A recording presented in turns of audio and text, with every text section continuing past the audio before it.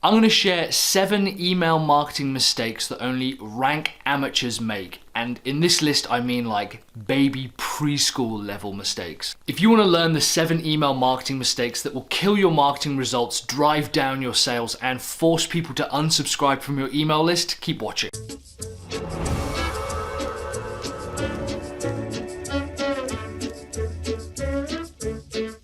Hey funnel builders, Mike here from Sell Your Service, and if you're a funnel builder and you're new here, hello, you should subscribe because I produce new video content every single week teaching funnel builders like you how to earn as much as you want, attract more sales, generate more income, and close more deals. I've got some free training down below on finding the perfect niche for your marketing funnel business, but in the meantime, let's talk about 7 rank amateur email marketing mistakes that you should never ever commit. Writing the perfect email is very, very hard, but writing an email that does 80% of its job is relatively easy, unless of course you're the email I'm about to show you in this example.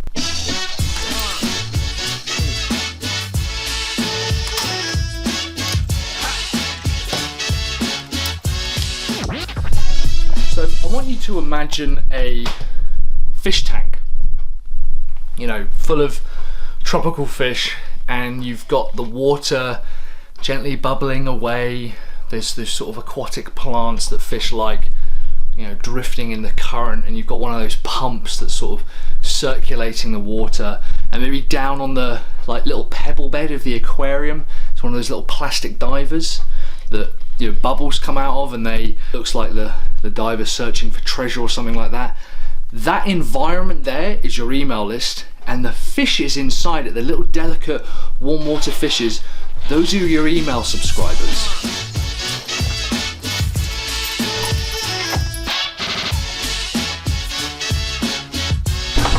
So if those fish are like your subscribers, your job is to nurture them, look after them, care for them, because you know better. They're on your list because they trust you and they believe that you can help them in their day-to-day life. Your job is to protect them, it's to nurture them, it's to feed them, it's to grow them. You are responsible for the fish in your aquarium. You're responsible for the subscribers on your email list.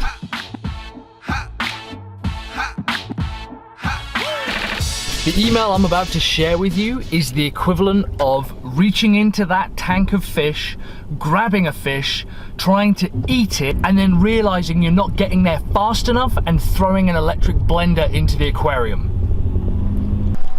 Now, originally I thought that I was going to have to find like 7 different emails to be able to show you these examples, but it turns out I can show you all 7 mistakes in just one email.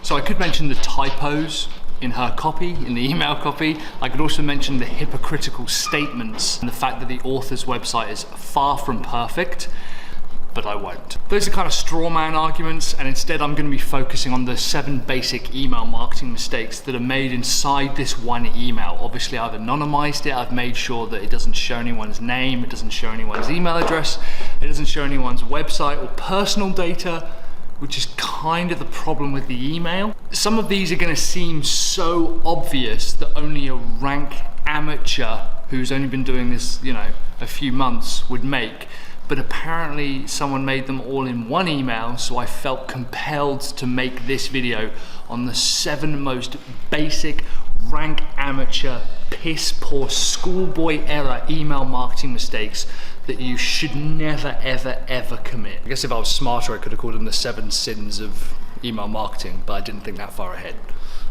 So sin number 1 is admitting that you don't have any ideas. In my opinion, As soon as you admit to that in your email, you're kind of opening yourself to a world of trouble. Email marketing takes a lot of planning, takes a lot of care. I know that because I write a lot of blog content, I shoot a lot of videos, a podcast, I've got books and all this other content, that I'm constantly thinking of ways within my newsletters of how can I help as many people as possible. And at its core, that's the only thing I worry about. How can I help as many people as possible? And as soon as I admit in my emails that I don't have any ideas, it means that I'm not entirely sure how I can help my email list.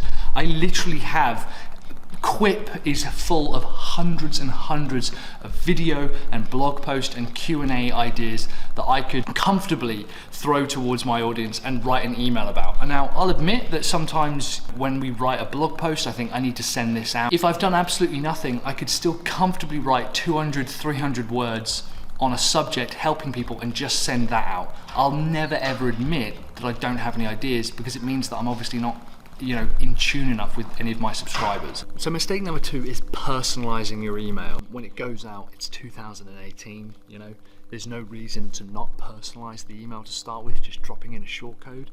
Like I mentioned, this is not sort of like 7 pro email hacks to get your email opened. This is all about making it as obvious as possible, the minimum level of mistakes that you should make and the dumb mistakes that people should stop making. And one of them is to make sure that you do everything you can to personalize your email. The reason a lot of people don't personalize their email is because they don't collect their name. However, aside from maybe increasing conversion rates by a fraction of a percent, asking for people's name is a really fast way of beginning to build a relationship with them. And instead, if you insist on just sending out blanket emails, it does go to no one. Regardless of what you think, people do appreciate the personalized email approach. Mistake number 3 is not trying to sound too clever. There's a lot to do with, like the Fletch reading tests and, using easy to read language. When you use terms like logical fallacy, it actually implies that you don't really understand what a logical fallacy is. You're just trying to sound clever because you like the idea of being sardonic or sarcastic in your writing. If you are writing an email to your audience, absolutely use language that they would use, but don't try and make yourself sound too clever or sound clever just for the sake of trying to boost your ego. The best written copy in the world that converts higher than anything is sentences with 10 to 15 words, 2 sentences per paragraph, fewer than 3 syllables per word. It's got nothing to do with your intelligence to write. If anything, I would argue that your intelligence to write would be demonstrated through your ability to make sure that everyone can read your content, but using terms that are, sardonic and sarcastic just for the sake of trying to sound clever is just going to alienate people, and you're also forgetting that a huge proportion of your readers might not even have English as a native language. So this kind of comes a little bit later, but if you make a mistake, apologize, admit it, and apologize.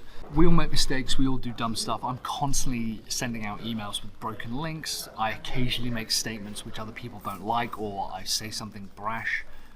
I've luckily never had to apologize to the point where I've had to genuinely show remorse for my actions and admit that I've done something wrong. I've never had to say, I'm really, really sorry guys, I completely apologize. However, if you do something genuinely wrong, you have 2 options. It's kind of the point of no publicity is bad publicity. And what that means is if your company makes a statement, if your brand makes a statement, and you wholeheartedly believe it and you wholeheartedly stand by that and staunchly defend that position, that's when there's no such thing as bad publicity. Because even though it might be divisive or polarizing, some people are going to be on your side of the argument and love you for it. Some people are going to be on the other side of the argument and hate you for it. If you apologize then, that means you're backtracking. But if you apologize for making a stupid mistake or a statement that you don't really believe in, genuinely mean it. Someone once told me that apologies never come with a but. They never come with an exclusion. You can never say, I'm really sorry, but you were also at fault. If you're genuinely apologizing, you should apologize unreservedly. If you wholeheartedly believe in your statement and it's actually a part of your brand and it's a stance that you want to take and it is polarizing and you agree with it, then you should stand by it. Don't ever take the middle ground and try to apologize just to appease people, but then also tell them that actually they were wrong. So one of the kind of the points of the email list, of your email list in general, is to support your subscribers. They have trusted you with their personal data. So I personally would never ever start an email by saying those who are careless enough to give me their email addresses, I'm now going to expose their data and show off their private information. But aside from that, your subscribers are there because they believe that you can support them. They have joined your list because they believe that there's something you can offer them to make their lives better. Every single email that you send out, even if you're only sending out one email a week as a newsletter, should absolutely be there simply to support your subscribers and never ever ever take anything away from them. Which kind of brings me on to point number 6, which is don't abuse people's data. I'm the first person to admit that I constantly crawl my email users' data. I'll often go through my CRM, I'll go through LinkedIn, I'll go through Facebook, I'll go through Twitter, and I'll try to understand, where people are, what they're doing. I'll try and find out where they are in the buying cycle, and I'll track their user history and see, who's closest to buying. But to expose people's data and private information, especially when they haven't asked for it, is a big no-no. You could even lean into data protection and some of the GDPR stuff that's come out. But for example, if people are giving you their email address and then you go and do maybe an audit on their website and then show off their website and don't blur anything, and then also put links and URLs back to their website, yeah, they're going to be pretty pissed off, especially if they haven't asked you to do that. I often audit people's social media presences, I audit people's email, I audit people's data, I audit people's CRMs, I audit people's funnels, like I'll do a funnel review, but only if they've asked me to do it. But I believe that taking people's information where they have trusted you with it and then doing an audit on their site that they haven't asked for, that's a pretty shady move in my opinion.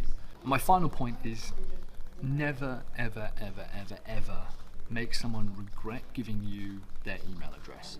People unsubscribe from my email list all the time. It's about 2-3 a day. We also force people to unsubscribe based on their user activity and things.